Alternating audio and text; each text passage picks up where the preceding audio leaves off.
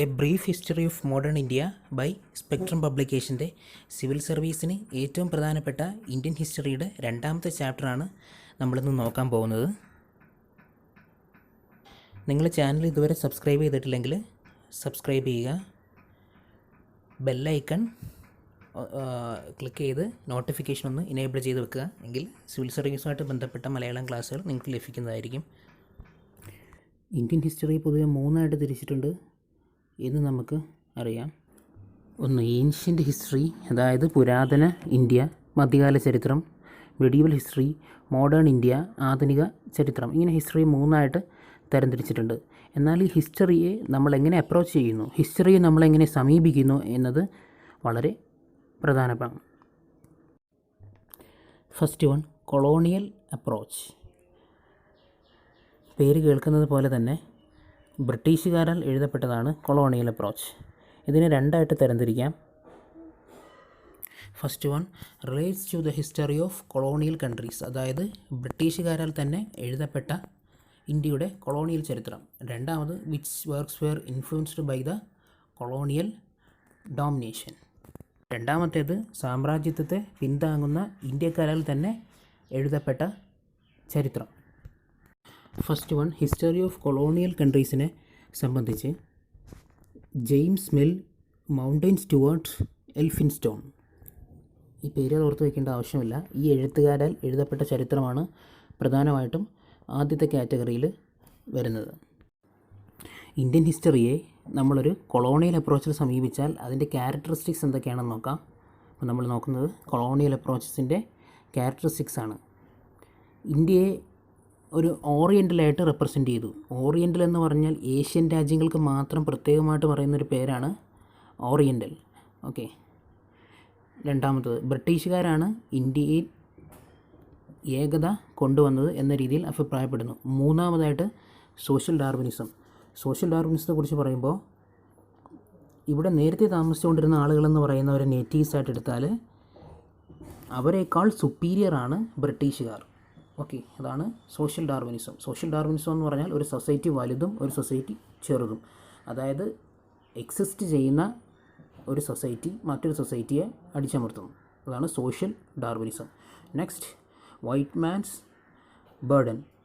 White man's burden എന്ന് പറഞ്ഞാൽ ഇന്ത്യയെ അവർ കണ്ടിരുന്നത് ഒരു സ്റ്റാഗ്നൻറ്റ് സൊസൈറ്റി ആയിട്ടായിരുന്നു, അതായത് അന്ധവിശ്വാസങ്ങളൊക്കെ ഉള്ള ഒരു സൊസൈറ്റി ആയിട്ട്. അതിനെ അവരാണ് ഡെവലപ്പ് ചെയ്ത് കൊണ്ടുവന്നത്. അതാണ് വൈറ്റ് മാൻസ് ബർഡൻ. അഞ്ചാമത്തത്, എസ്റ്റാബ്ലിഷിംഗ് പാക്സ് ബ്രിട്ടാനിക്ക. ഈ പേര് കേട്ട് പേടിക്കേണ്ട. ബ്രിട്ടീഷുകാർ കോളനികളിൽ നിയമങ്ങൾ നടപ്പാക്കുന്നു. അതിന് പറയുന്നൊരു പേരാണ് പാക്സ് ബ്രിട്ടാനിക്ക. ഓക്കെ, ബ്രിട്ടീഷുകാർ കൊണ്ടുവരുന്ന സമാധാനം എന്നാണ് അതിനർത്ഥം. രണ്ടാമത്തെ അപ്രോച്ചാണ് നാഷണൽ ഹിസ്റ്റോറിയോഗ്രഫി അപ്രോച്ച്. ഈ അപ്രോച്ചാണ് നമ്മൾക്ക് ഏറ്റവും കൂടുതൽ പരിചയമുള്ളത്. കാരണം നമ്മൾ പഠിച്ചുകൊണ്ടിരിക്കുന്നതും ഇന്ത്യക്കാരായിട്ടുള്ള നാഷണലിസ്റ്റ് ആയിട്ടുള്ള ആളുകൾ ആ സമയത്ത് എഴുതിയ ചരിത്രമാണ്. ഇതാണ് നമ്മൾ NCERT ടെക്സ്റ്റ് ബുക്കുകളിലൂടെയൊക്കെ പഠിക്കുന്നത്. ഇതിൻ്റെ പ്രത്യേകതകൾ വളരെ എളുപ്പമാണ്. ഒന്ന്, ഇറ്റ് യൂണിഫൈസ് പീപ്പിൾ. ആളുകളെ ഒരുമിച്ച് നിർത്താനായിട്ട് ഇത് സാധിക്കുന്നു. അതായത് religious, caste, linguistic difference, class differentiation, ഇതിനൊക്കെ അതീതമായിട്ട് ഇന്ത്യയെ ഒന്നിപ്പിച്ച് നിർത്താൻ ഈ ഹിസ്റ്ററി സഹായിക്കുന്നു. രണ്ടാമത്, കൊളോണിയൽ റൂളിൻ്റെ, അതായത് സാമ്രാജ്യത്വ ശക്തികളുടെ വരവിനെതിരെ നമ്മളെ അവെയർനെസ് ചെയ്യാൻ ഇതിന് സാധിക്കുന്നു. മൂന്നാമതായിട്ട്, 1947 മുമ്പ് ഇങ്ങനൊരു ഹിസ്റ്ററി ഇല്ലായിരുന്നു. നമുക്കറിയാം 1857 ഒന്നാം സ്വാതന്ത്ര്യത്തോടു കൂടിയാണ് ഇന്ത്യൻ ചരിത്രം ആരംഭിക്കുന്നതെങ്കിലും 1947 ശേഷം ഹിസ്റ്റോറിയോഗ്രഫി അപ്രോച്ചിൽ ധാരാളം പുസ്തകങ്ങൾ എഴുതപ്പെട്ടു. എന്നാൽ 1947 മുൻപ് ഇന്ത്യയിലെ ചരിത്രകാരന്മാർ മിഡീവൽ ഹിസ്റ്ററിയിലും ഏൻഷ്യൻ്റ് ഹിസ്റ്ററിയിലുമായിരുന്നു ഫോക്കസ് ചെയ്തിരുന്നത്. ഓക്കെ. നാലാമത്തത്, ഈ ഒരു അപ്രോച്ച് ഡെവലപ്പ് ചെയ്തത് ഇന്ത്യയിലെ എഴുത്തുകാരാണ്. അതിൽ എടുത്തു പറയേണ്ട പേരാണ് Dadabhai Naoroji, MG റനാഡെ, GV Joshi, RC Dutt. ഈ പേരുകളേക്കാൾ ഏറ്റവും പ്രധാനപ്പെട്ട പേരുകളാണ് RC മജുംദാറും താരാചന്ദും. ഈ രണ്ട് ഹിസ്റ്റോറിയൻസ് ഈ ഒരു അപ്രോച്ച് ഡെവലപ്പ് ചെയ്യുന്നതിൽ വലിയ പങ്ക് വഹിച്ചിട്ടുണ്ട്. ഇന്ത്യയുടെ ചരിത്രത്തെ മാർക്സിസവുമായിട്ട് ബന്ധപ്പെടുത്തി പരിശോധിച്ചാൽ 2 ബുക്കുകളാണ് പ്രധാനമായിട്ടും ഇന്ത്യയിലെ മാർക്സിസ്റ്റ് ഹിസ്റ്ററിക്ക് അടിത്തറ. അതിൽ ഒന്നെന്ന് പറയുന്നത് രജനി പാം ദത്തയുടെ 1947 പ്രസിദ്ധീകരിച്ച ഇന്ത്യ ടുഡേ എന്ന പുസ്തകം. ഇതിനൊരു പ്രത്യേകതയുണ്ട്. ഈ പുസ്തകം പ്രസിദ്ധീകരിച്ചത് ഇംഗ്ലണ്ടിലെ ഇടതുപക്ഷ സംഘടനകളാണ്.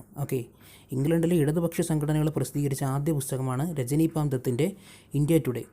1947 ഇത് പ്രസിദ്ധീകരിച്ചത്.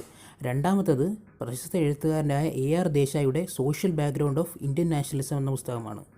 Social background of Indian nationalism. ഇത് 1948 പ്രസിദ്ധീകരിക്കുന്നത്. എന്തുകൊണ്ട് മാർക്സിസ്റ്റ് ഹിസ്റ്ററി അല്ലെങ്കിൽ ഇന്ത്യ ചരിത്രത്തിൻ്റെ മാർക്സിസ്റ്റ് അപ്രോച്ച് സ്കൂളുകളിൽ പഠിപ്പിക്കണമെന്നതിൻ്റെ ഒരു ഉദാഹരണമാണ് ഇനി പറയാൻ പോകുന്നത്. Marxist historians clearly see the primary contradiction between the colonial masters and people. സാമ്രാജ്യത്വ ശക്തികളും ജനങ്ങളും തമ്മിലുള്ള നിരന്തരമായ ഏറ്റുമുട്ടലുകളും അവരെ അതിലേക്ക് നയിക്കുന്ന അടിസ്ഥാനപരമായ പ്രശ്നങ്ങളുമാണ് മാർക്സിസം ചർച്ച ചെയ്യുന്നത്. ഇപ്പോൾ സാമ്രാജ്യത്വത്തിൻ്റെ നേരെ ഓപ്പോസിറ്റാണ് മാർക്സിസം എന്ന് പറയുന്നത്. കൊളോണിയൽ അപ്രോച്ചിൻ്റെ നേർ ഓപ്പോസിറ്റാണ് മാർക്സിസ്റ്റ് അപ്രോച്ച് എന്ന് പറയുന്നത്. ഇന്ത്യയിലെ കമ്മ്യൂണിസ്റ്റ് ചരിത്രകാരന്മാരുടെ ഏറ്റവും പ്രധാനപ്പെട്ട 2 പുസ്തകമാണ് ഈ 2 പുസ്തകങ്ങൾ. അവരുടെ 2 പ്രധാനപ്പെട്ട എഴുത്തുകാരാണ് ഇവർ 2 പേരും. അടിസ്ഥാനപരമായി സാമ്രാജ്യത്വ ശക്തികളെയും സാധാരണ ജനങ്ങളെയും സംഘടനത്തിലേക്ക് നയിക്കുന്ന സാഹചര്യങ്ങളെ വളരെ അടിസ്ഥാനപരമായിട്ട് തന്നെ മാർക്സിസം ചർച്ച ചെയ്യുന്നു. സുബൾട്ടേൺ അപ്രോച്ച് അല്ലെങ്കിൽ സുബൾട്ടേറിയൻ അപ്രോച്ച് എങ്ങനെ വേണമെങ്കിലും വായിക്കാം. ഇത് 1980കളുടെ അവസാനത്തോടു കൂടി രണജിത് ഗുഹയാണ് ഇങ്ങനെയൊരു ഹിസ്റ്റോറിയൻ അപ്രോച്ചിന് തുടക്കമിട്ടത്. ഈ ഒരു അപ്രോച്ചിൻ്റെ പ്രത്യേകത എന്താണെന്ന് വെച്ചാൽ ഇന്ത്യൻ ഹിസ്റ്ററിയെ ഒരു ചരിത്രം എന്നുള്ള രീതിയിലല്ലാതെ വളരെ പക്ഷപാതപരമായിട്ട് സമീപിക്കുന്നു എന്നുള്ളതാണ് ഇതിൻ്റെ പ്രത്യേകത. Entire Indian history as an elicit bias, പക്ഷപാതപരമായിട്ട് സമീപിക്കുക. ഇവർ ഇന്ത്യൻ ഹിസ്റ്ററിയെ ഒരു ആൻറ്റി ഇമ്പീരിയലിസ്റ്റിക് മൂവ്മെൻറ്റ്, അതായത് സാമ്രാജ്യത്വത്തിനെതിരായിട്ടുള്ള ഒരു സമരമായിട്ടൊന്നും നാഷണൽ മൂവ്മെൻറ്റിനെ, സ്വാതന്ത്ര്യ സമരത്തെ കാണുന്നില്ല. മറിച്ച് വളരെ പക്ഷപാതപരമായ ഒരു സംഘം ആളുകളുടെ പ്രവൃത്തിയായിട്ട് മാത്രമേ സാമ്രാജ്യത്തിനെതിരായിട്ടുള്ള സമരത്തെ കാണുന്നുള്ളൂ. മാത്രമല്ല ഇവർ സാമ്രാജ്യത്തെ വിമർശിക്കുന്നതൊന്നുമില്ല, മറിച്ച് സ്വാതന്ത്ര്യ സമരത്തെ പ്രസക്തിയോടുകൂടി കാണുന്നതുമില്ല. റേസ്, കാസ്റ്റ്, റിലീജിയൻ അങ്ങനെ കുറേ കാര്യങ്ങളുള്ള ഒരു പക്ഷപാതപരമായിട്ടുള്ള ഒരു സമരമായിട്ട് മാത്രമേ സ്വാതന്ത്ര്യ സമരത്തെ കാണുന്നുള്ളൂ. 5ാമത്തെ അപ്രോച്ചാണ് കമ്മ്യൂണലിസ്റ്റിക് അപ്രോച്ച്. ഈ അപ്രോച്ച് പറയുന്നത് ഹിന്ദു മുസ്ലിമും പരസ്പരം അവരുടെ സ്വാതന്ത്ര്യ സമരത്തിൽ പങ്കെടുക്കാനുണ്ടായ കാരണങ്ങൾ മുതൽ അവർ എൻറ്റയർലി ആൻറ്റഗോണിസ്റ്റിക്കാണ് പരസ്പരം. മാത്രമല്ല ദിസ് വ്യൂ മിഡീവൽ ഹിസ്റ്ററി എന്ന് പറയുന്നത് ഒരു ഹിന്ദു മുസ്ലിം കമ്മ്യൂണൽ റൈറ്റ്സ് ആയിട്ടാണ് കാണുന്നത്. ഈ ഒരു അപ്രോച്ച് പ്രകാരം കമ്മ്യൂണൽ യൂണിറ്റി എന്ന് പറയുന്നത് ഇല്ല. സ്വാതന്ത്ര്യ സമരത്തെ ഒരു വർഗീയ ലഹളയായിട്ടാണ് ഈ അപ്രോച്ചിലെ ചരിത്രകാരന്മാർ കാണുന്നത്.